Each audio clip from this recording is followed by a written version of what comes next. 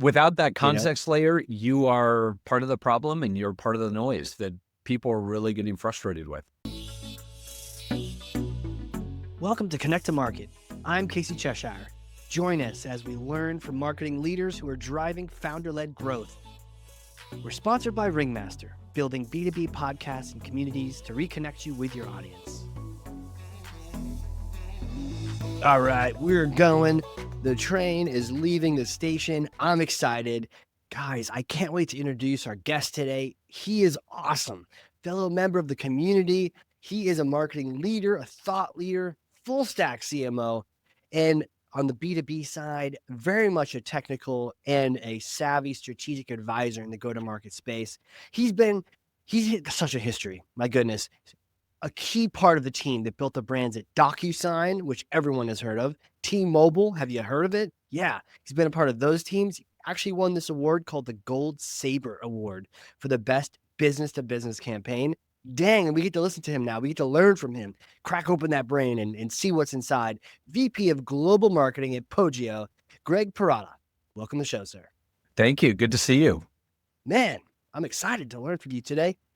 And it is good to see you as well. Even though the weather is a little rainy over there, or looks a little typical for your neck of the woods. It is Seattle. But hey, man, I am going to ask you this question, but in order to do that, I got to put on my giant blue foam finger.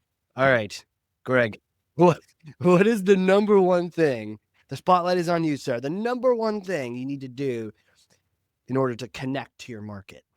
Honestly, all go-to-market leaders need to deeply understand their customer's priorities, needs, challenges, and then be able to position their team to solve them. If you don't get this right as a marketer in general, and definitely as a B2B marketer, you're dead in the water. Yeah, man. And even the keyword on deeply understand them, I get a sense that a lot of us are on that shallow end of the pool, right? Where we're like, yeah, I mean, I know their title, I met one time. Yeah, well, and the problem is like assuming that because you know one, and I know you're taking an extreme example, Right. because you know the Totally. title, you inherently then know everything about the customer. The reality is even people in the same job title have different priorities in their business. They have different needs. They have different challenges. And those are the things that you need to understand about your customer so that you can understand how your solution uniquely solve those, and be able to position it that way. Just having a broad blanket understanding of a persona, not good enough. And it's almost that shift. And I've definitely done this the wrong way sometimes, where you just go so wrapped up in yourself, not even features and benefit, just like, when you or your sales team are talking the most in a sales call or in a marketing discovery call, you're not learning anything. You're just Yep. talking the most. So it's like, how do we shut up and just start asking questions and listen and Yeah, learn these and things? you're right. It's showing up to a conversation with an inside out perspective rather than opening yourself up to an outside in perspective and really understanding that customer. And you're right. You have to listen to the customer. You have to listen for those signals to truly understand how you can solve their specific needs. Right. And make it more about solving the need, not just about like, I don't know, showing up and doing marketing from 9 to 5, Yeah, it's not about what have I not sold you or what can I sell you next. It's what problems can I solve for you and why do I do it differently, or my product or my service or my platform does it differently than anyone else that you could be talking to. I feel like we all instinctively know this. Maybe we don't, but even still, why doesn't more marketing go deep, jump in that deep end? It's hard. Like if you think about your Mm. enterprise B2B company, you likely have thousands of opportunities, thousands of accounts that you're pursuing in partnership with your sales peers. And honestly, understanding everything about each one of those customers, even if you are doing ABM and you're saying, okay, it's the top 100 customers, understanding everything about them. And again, priorities, needs, challenges, but then go deeper, like who are the right stakeholders? Who are the right influencers?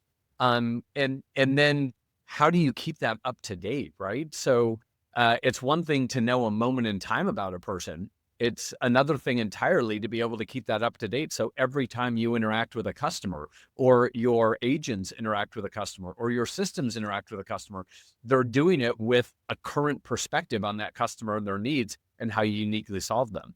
And again, you think about account-based marketing, you think about doing stuff in partnership with sales, like account planning. That stuff historically is done once a year, right at the beginning of the fiscal, or, as an exercise leading into SKO, sales kickoff. And then it's put on a Yeah. shelf and it collects dust. Meanwhile, your customer is changing, the market is changing, your competitors are changing. Heck, your internal product is changing. You're launching new solutions and innovations. Your positioning and messaging is changing vis-a-vis your competitors. So we don't live in a world where everything just stays stagnant for 12 months until you are back in front of that plan, updating it for the next SKO. It's got to be real time. Yeah. I mean, it's hard. You do it once and you think, okay, I know about our customer. I understand their challenges. But then what, quarter two, gosh, a year later could be completely Yeah. flipped up. And the reality is, like, this, and this is probably obvious, but this is not a human scale problem. This is not something you don't go out and hire 1,000 people from McKinsey to keep your account plans up to date, right? And it's not something that your sellers can do, because if that were the case, they'd be spending no time with your customers, learning, getting to know them, talking with them, listening to them. It really is an AI scale problem. And fortunately, we're in an AI age, and it's actually something that can be solved. Yeah. Huge. It's not a human skill Yeah. problem. And it's, well, how do you solve that then? What's core to, like, really getting deep on an ongoing basis with customers? I think that it is about leveraging the right technologies to understand and to constantly, be getting updated, and have that technology tell you what's changed. Have that technology give you a very deep perspective on the customer that is, uh, uh, comprehensive, it's relevant, and it's always current. And I think that, we'll likely talk about this more, but again, it's not just about the customer, but it's about then putting that in context. Everything you know about the customer, how do you then uniquely solve their challenges? And you do that by thinking about, what is your sales or go-to-market motion? What is your positioning and messaging? What's your value framework? What case studies are relevant based on that specific customer's needs? What competitors are either already embedded or are being considered that you need to factor Mm. into your go-to-market approach? And all of that contextualization of the customer's needs and challenges has to happen in order for your sellers or your AI agents in the future to be successful. Man. It's a big problem. Yeah, it is. But I like that you zeroed in on how you uniquely solve them, right? Because I feel like things get cluttered and are busier and busier and noisier, and clarifying your message down to the unique proposition also, I think, gets in the context of the challenges that your particular customer needs. I feel like that also gets left behind. Yeah, I would agree. It's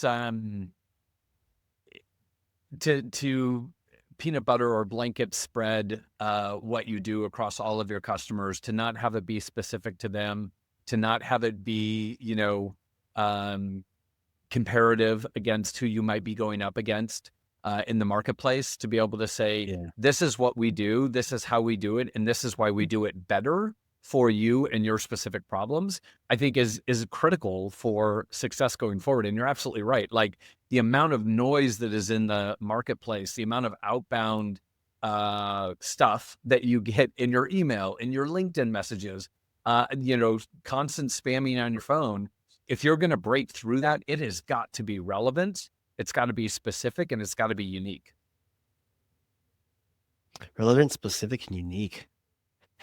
Where does the unique come from, right? Like, is that window dressing, or does the product have to uniquely And this is where we get the limitations of we are merely marketing. We are not product, you know? Yes and no. So I would say, first of all, if it's window dressing and you're fortunate enough to actually get the sale, you're highly unlikely to get the upsell or the renewal because That's huge. because Yeah. once that customer gets into your product platform offering, they're going to discover that it was window dressing. So I Yep. think underlying this foundation is true product market fit. And to have true product market fit, you have to go back to your customer, understanding what your customer's challenges are, partnering as marketing with product to be able to define that and make sure that the product in its form today and in its future roadmap iterations continues to solve those problems or challenges. So I don't think it's a marketing issue or a product issue or a sales issue. It's I would say, a more broadly a go-to-market issue across all of those teams and making sure that you're collaborating with your peers across the business to ensure product market fit and then to articulate that to your customers and to your prospects. I truly do think it's part of marketing's responsibility as a peer and a good steward in the business and as an advocate of your customers. An advocate of your customers. Yeah, that makes a lot of sense. And I love the challenge there where we're saying, look, we are part of the feedback loop. And if product needs to hear something, they need to hear it. Absolutely. And let's make sure we are actually solving problems. I think a lot of people miss that when they first even try to get a new role. They're they're almost just sort of like excited for the opportunity to be in a company, Yeah. but there's that layer of like, what do they do? Can you find that out beforehand? Absolutely, absolutely. Yeah. Like in my interview processes, I dig into a bunch of different stuff to make sure it's the right fit for me. But I also want to make sure I'm going to know an organization that is the right fit for the customers that they're targeting. And so in those conversations with, whether it's, I interviewed with a go-to-market peer who ran all of sales. I interviewed with both of the co-founders at Poggio, and you dig into what problem are you solving? Who are you solving that for? And why do they care? And so it's sort of, one, you look for, can they clearly articulate that? Two, you look for, is it a consistent message and conversation across all of the people you talk about, or is it disjointed? And if it's disjointed, that's sort of a red flag for maybe they don't know their customer. Maybe they don't really have product market fit. And to your point, maybe it is window dressing. And obviously with Poggio, I've now been there 7 or 8 months. And did a lot of due diligence, used the product before I accepted the offer, got Mhm. demos from multiple people. And fortunately, the product is in an area that I know really well and is a challenge that I have, as a marketer, been faced with my whole career. So, I have a keen understanding of the product and of the challenges the product solves, and felt like the proof was there in the conversations and in my use of the product. And I think you have to do that if you're going into an organization where you're going to serve as a champion for your customers, where you're going to serve as an advocate for your customers, and of course, an advocate and a champion for the product. If those things don't Right. line up, how are you going to do that? Otherwise, you're cycling through just like your customer might cycle through if there's nothing there for them, the marketer may have to cycle through as well if they haven't done the research to find out that the company is truly in the right spot trying to solve a problem. Yeah, an important problem, no less. Mm. Right. Right. Well, speaking of research, all these things, where do you like to learn? Where do you like to go? Is it books or what are you reading lately or podcasts? What are you listening to? Well, the first thing will probably be obvious, but from customers. And so I Mm, like to learn from them. smart. But then beyond that, outside of like the very sort of specific context of the role I'm in and how we serve them, uh, podcasts for sure, and understanding, podcasts that are in the area of expertise that either I'm trying to build or I'm trying to appeal to. And by that, I mean, like, obviously marketing podcasts and those sorts of things in areas I'm trying to build and go to market. But then at Poggio, I'm listening to podcasts that are helping me better understand revenue leaders, rev ops, AI and IT leaders who are responsible for building agents inside their organizations. I would say sort of at a broader level, and maybe less business specific. I listened to Good Hang with Amy Poehler, fantastic podcast. I listen to Smartless, another Mm, fantastic podcast, and those are yeah. obviously more entertaining, but you're learning some insider information in those industries. That's pretty cool. In terms of, I get a ton of daily email newsletters, whether it's like TLDR marketing, TLDR AI, the AI secret, the rundown Yep. AI, the AI report. And then, I'm also, again, going back up to sort of a broader level. I'm trying to get sort of a sense of what's going on in the world. So Daily Skim, 1440 Daily Digest, BBC News, to get outside of sort of the US echo chamber of news, and ideally hear something that isn't biased one way or the other from outside the country, I think is a good thing to do as well. And then currently I'm rereading a book. It's one of my favorite books, and it's called The Culting of Brands. It's by a Mm. really smart marketer and brand leader who I think is now retired, Douglas Atkin. You probably, if you know him from Airbnb. He was sort of instrumental in building the Airbnb brand, but a fantastic book, really, that sort of helps you understand how to capture sort of the essence of creating cult-like brands and capturing your customers' hearts and minds. Really good book. Okay. Well, what do you see? What do you see the future looking like? A lot of craziness going on. What's exciting you about the future?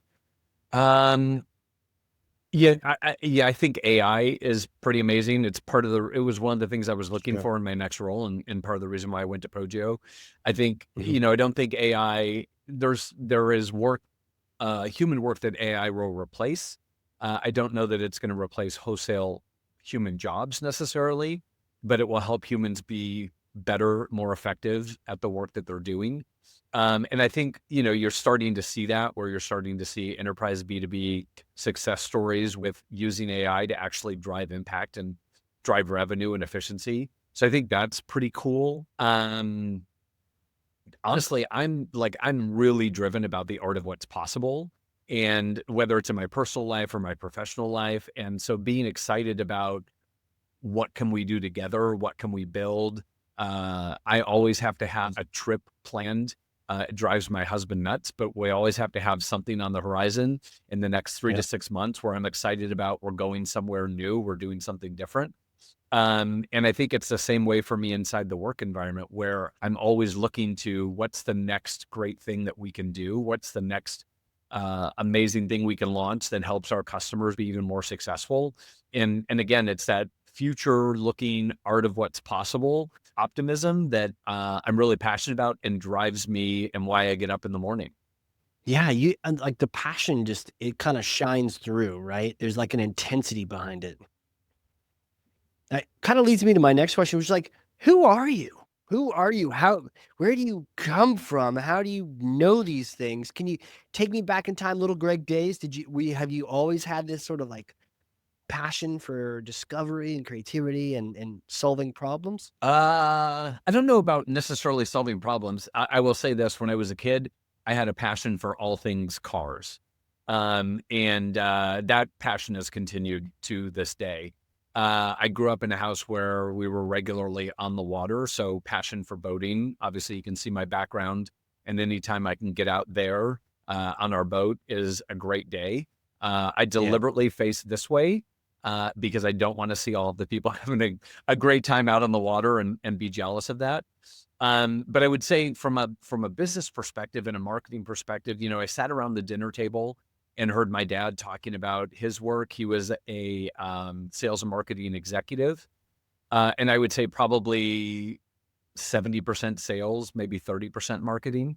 And in high school, at that point, I'm like 14, 15, and I'd heard about sales and marketing around the dinner table for my entire life.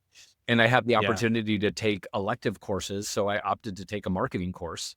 And I will tell you that course and that particular teacher, her name is Sherry Sollers. She's retired, but I'm still in touch with her. In fact, the last time I was down in Portland over the summer,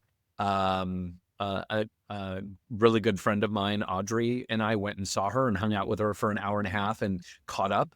But it was her who sort of sparked more of that passion around what I had been hearing around the dinner table and encouraged all of us in the marketing class to be a part of DECA, which is a marketing club for high school and college. And I will be honest, when she first talked about DECA, what I heard was weekend away at a hotel with my friends, no parents, and was like, Right. yeah, let's do this. And then, got to the conference, and I don't really do anything half-assed. So I got to the conference and I definitely showed up. I did the tests, I did the role plays, and I walked away getting first place in the test, first place in the first role play, first place in the second Dang. role play. And what struck me was that it was all really innate and sort of common sense. There was nothing that happened at that weekend conference that I needed to study for. There was nothing that didn't feel natural to me. And so I sort of doubled down in high school, with that class and with the classes that followed, have the experience of like Wow. running parts of the student store and being a buyer for product and merchandising that product and marketing it around the store. And granted, a high school is what, 1,500, 2,000 people. So Sure. but it is still about understanding Still. your audience and getting people to Oh, the yeah. store. And while we didn't get paid, I probably ate my salary in Otis Spunkmeyer cookies that we sold in the store. But that was really sort of what You the got spark for paid. me. And then coming out of high school, I absolutely wanted to go into a business program with an emphasis in marketing.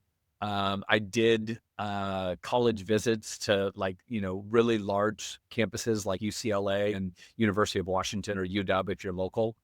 Yeah. And I went to the University of Puget Sound and fell in love with the environment there. It's like Gothic brick architecture with these gorgeous arches and tall evergreen trees. And then you get Mhm. inside the classroom and it's, intimate classroom settings. I had one classroom or one class that was philosophy where there were 8 of us, including the professor. Like, that kind of ratio of professor to student experience and how much more you can extract from your fellow students and from the professor when you have that kind of one-on-one time is pretty amazing.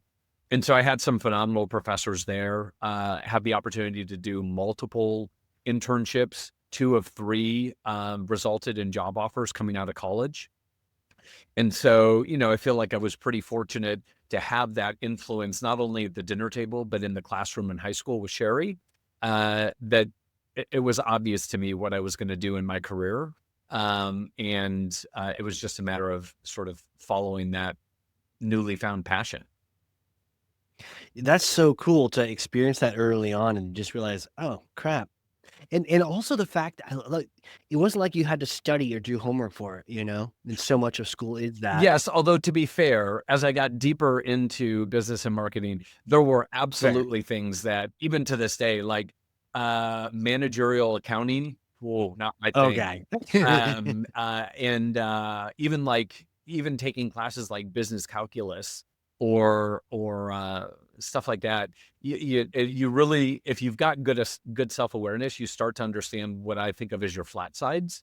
And I Right. think of that because of a great mentor I had at T-Mobile, Sue Noakes, who talked about, when she talked about coaching and developing people, she talked about, enhancing the things that you're really good at, but also figuring out ways to improve your flat sides where maybe you don't have the right exposure or the right experience or expertise. And you can do that by, if you're building a team, bringing people in that help you fill in those flat sides, or going out and building up those flat sides yourself through experience and education and that sort of thing. So yeah, Right. I think that you just have to have that kind of self-awareness to know, or to have a great mentor who helps you identify those areas where you're really strong and where you have opportunity. Yeah. That makes total sense. And so now, I mean, Poggio, what are you guys doing these days? Like, what's the intensity? Where were you directing your focus these days? Yeah, so the really interesting thing is, I think I alluded to this earlier, but Poggio solves a challenge that I've been trying to solve my entire career, and something that honestly, because it's an AI or a non-human scale problem, hasn't been solvable until very recently. And so we provide, we're basically the context engine that informs your people, your systems, and your agents about your customer, and gives them a real-time view of your customer, their priorities, their challenges, their needs, and pairs with it your go-to-market motion, your sales positioning and messaging, your value framework, your compete battle cards, your case studies, so that all of those elements of your go-to-market have a very informed current view of your customer and how they solve Yeah. those challenges, so that your customer gets a consistently great experience that's focused on their success and helping them achieve their success. And as we talked about, that changes, right? It's a moment in time thing about what is important to them this quarter. And a great illustration of this is, earlier this year when we saw tariffs, that changed a lot of things for a lot of companies, and helping them understand what did that mean and how does that impact their business and their customer. And so there are lots of external influences like that that will change your point of view about your customer and will change how you compete. And it could also be your competitor's done something different or Mhm. launched a new product, or you've changed your sales methodology. And how do you keep your entire organization up to date and focused on that? And the reality is you need a single system of intelligence that is continually updating and refining to provide that to all of your people. And so, for me, it was really exciting uh, to to to discover Poggio and to be part of that interview process and find something that I truly understand the challenge.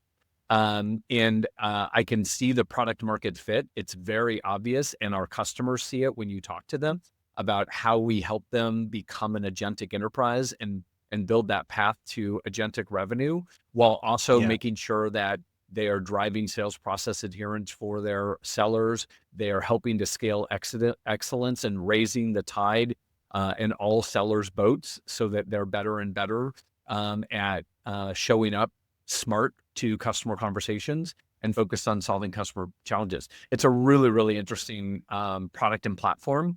And uh, for me, it's the art of what's possible, going back to what I mentioned before, is just so Yeah. incredible and so off the charts that it ignites my passion every day.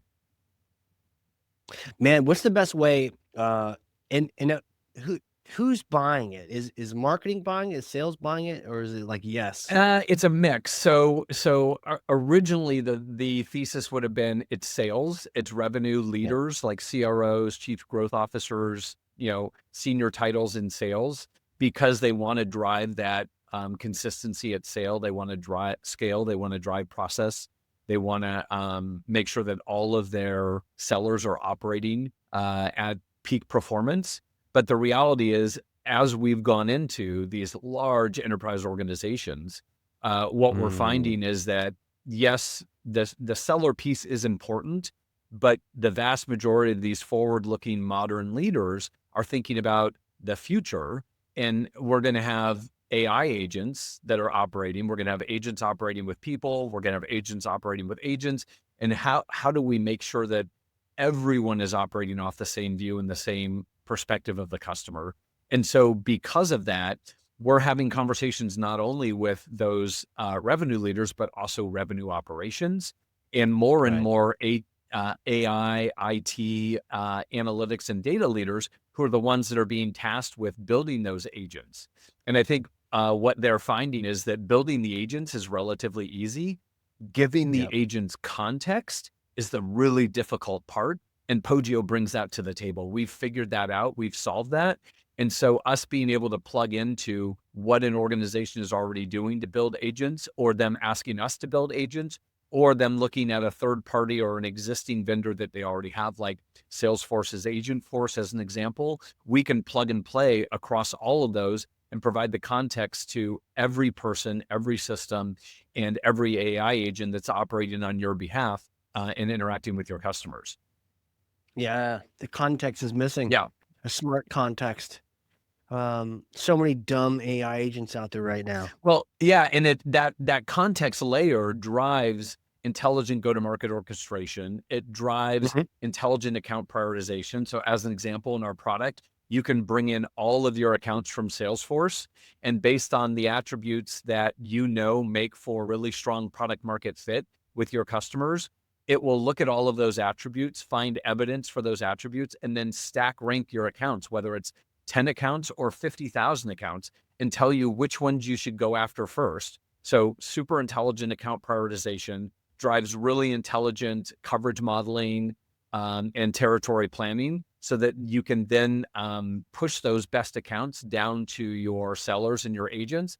And because it brings in all of the intelligence of your go-to-market motion, positioning, messaging, et cetera, you can give them the best sales play to go after that account. So the right solution with the right value message tailored to the right stakeholder. It all comes back to what we talked about at the top of the call, which is being super relevant, being super timely, and being in a place where you really understand your customers, their Yeah. priorities, and their needs as a revenue leader, and you can position your entire team to solve them. I can see why you're excited, right? Yeah, Especially to be solving a problem that you had been wrestling with, and really most organizations wrestle with.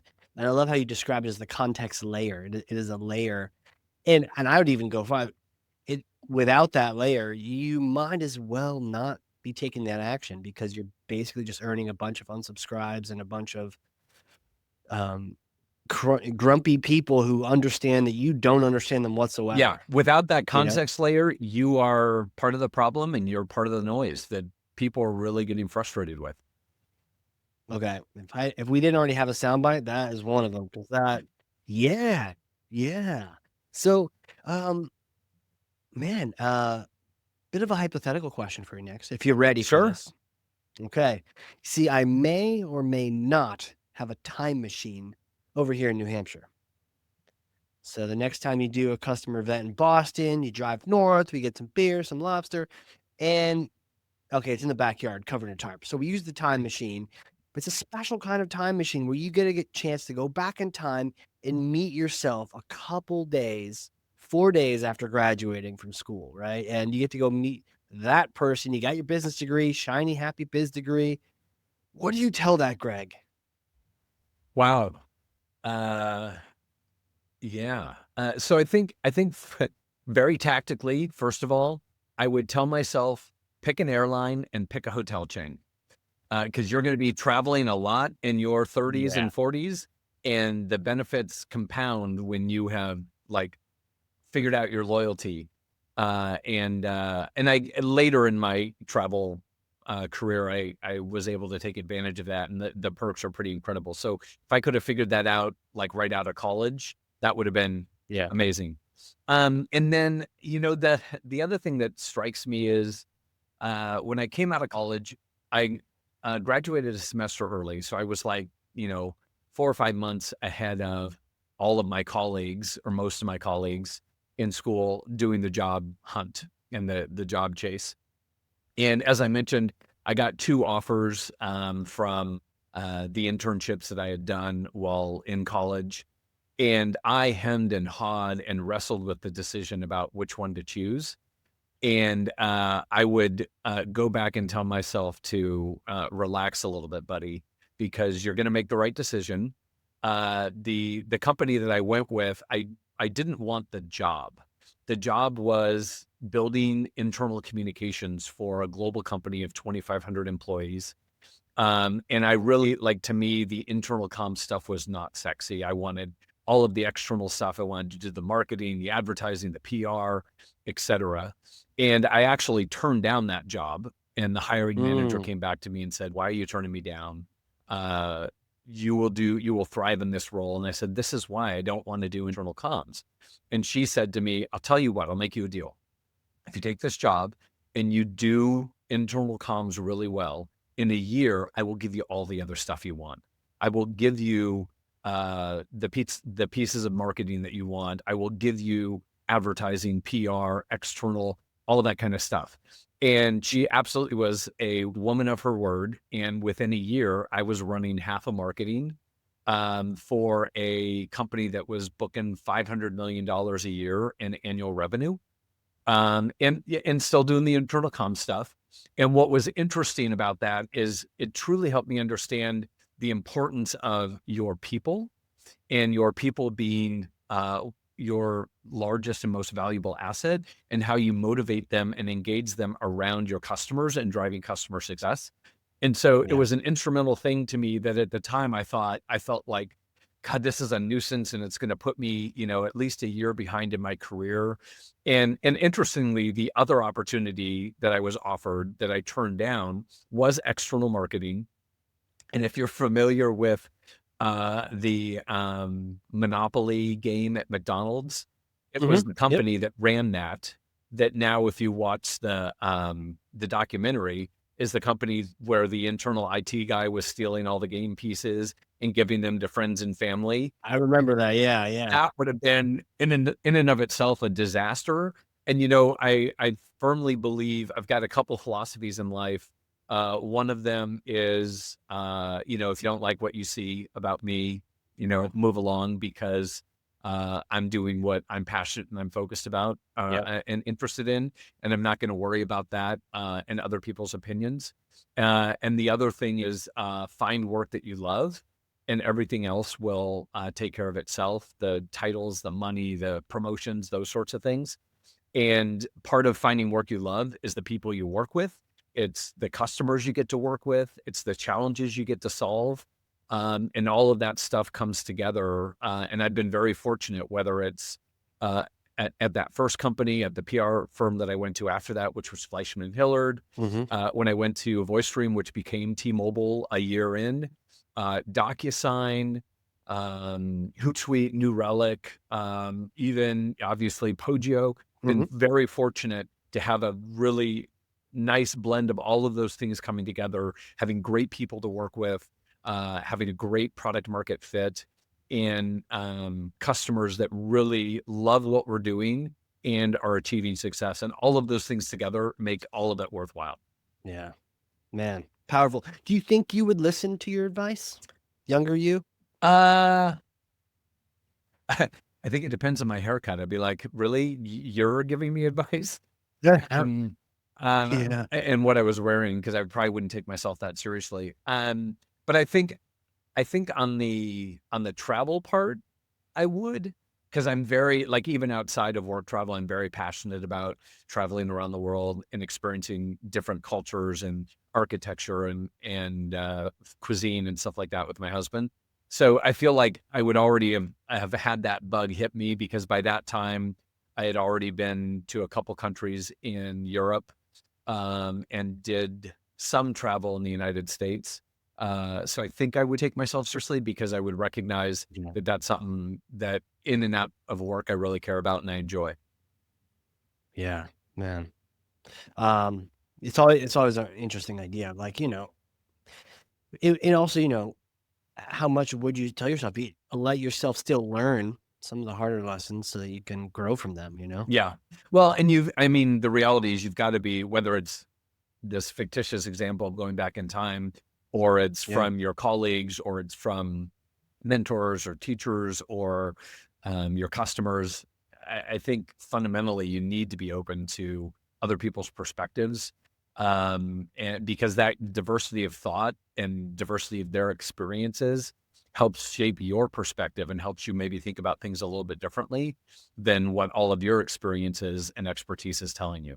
So I think you do need to listen to that. I think you do need to be open to learning from others and look at it as an opportunity and a gift. Yeah. 100%, man. Where do you want people to reach out to you? What's the best channel to reach out to you, Poggio? What are the different places they should go? Yeah, well, for Poggio, you can go to poggio.io, poggio.io, to learn Okay. more there. And then for me, you can find me on LinkedIn.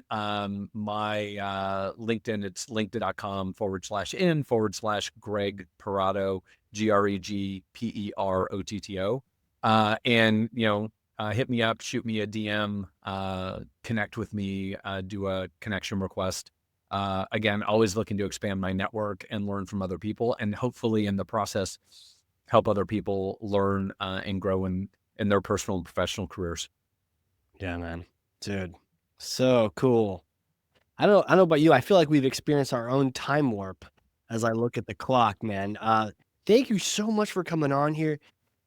Like we've just been chatting about taking things deeper, getting into that discovery mindset, and that it's not a human skill problem, actually learning the challenges and the priorities your customers have. And your passion is just sort of, you just hear it throughout everything you're saying. So it's really kind of inspiring. I have a list of like 3 to-dos I need to do after this podcast. So thank you for coming on here. My pleasure. It's been a great 50 minutes. Thank you. I know, right? Craziness. And for those listening, if you learned something, freaking know you did, because I literally have 2 pages of notes over here, front and back. Then share this with someone else. 1 person, 2 people, 3 people. 9,000 is cool too, but like, who needs to hear this? Who is maybe taking a shallow approach to understanding your customers? They really need to connect in a deeper way with them. This is the episode to share with them. With that, Greg, thank you again, sir. Thank you. Really appreciate it. All right, everyone. This has been a crazy cool, exciting episode of the Connect to Market Pod. We will see you all next time. And that wraps up another episode. Thank you for joining. For show notes and other episodes, visit us at connect2market.com. Connect to Market is sponsored by Ringmaster, creating podcasts and communities that create relationships, generate revenue, and drive growth.